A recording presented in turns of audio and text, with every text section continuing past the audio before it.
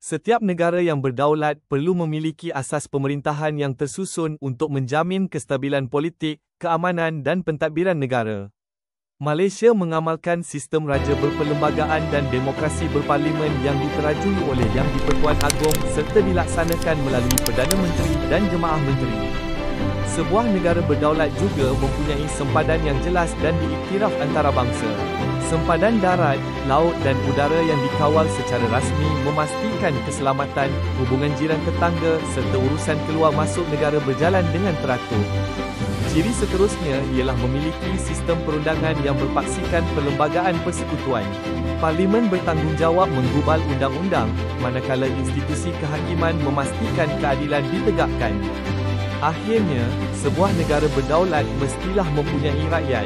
Rakyat yang terdiri daripada pelbagai kaum, agama dan budaya inilah yang membentuk identiti negara serta terikat kepada undang-undang dan nilai bersama seperti rukun negara.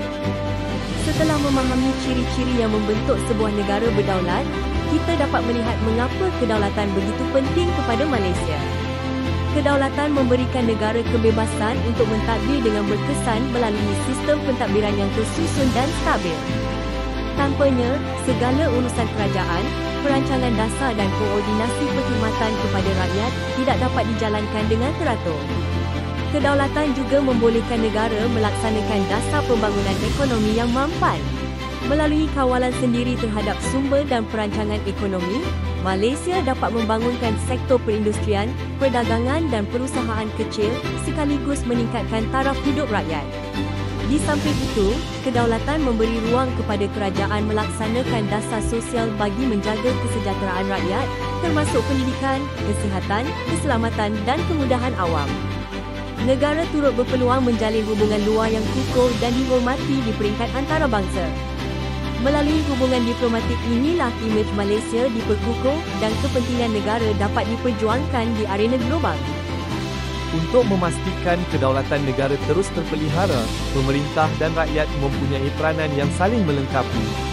Pemerintah bertanggungjawab mengekalkan kestabilan politik serta kemakmuran ekonomi melalui pentadbiran yang cekap, penguatkuasaan undang-undang dan pelaksanaan dasar pembangunan yang adil kepada semua rakyat. Pada masa yang sama, perpaduan kaum perlu sentiasa diperkukuh. Melalui dasar pendidikan, bahasa kebangsaan dan program integrasi nasional, kerajaan berusaha memastikan rakyat dapat hidup secara harmoni dan saling menghormati. Semangat ini diperkasakan oleh rakyat melalui penglibatan dalam aktiviti masyarakat dan penghargaan terhadap kepelbagaian budaya negara.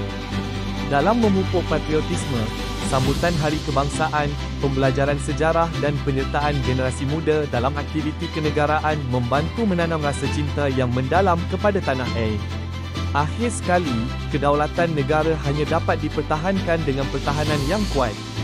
Pasukan keselamatan perlu sentiasa bersiap siaga, manakala rakyat pula berperanan peka terhadap keselamatan negara dan sentiasa mendukung usaha mempertahankan tanah air kita. Dapatkan koleksi lengkap video miniatur sejarah sekolah rendah dan menengah. Semuanya sudah tersedia. Layari cikgushare.my sekarang.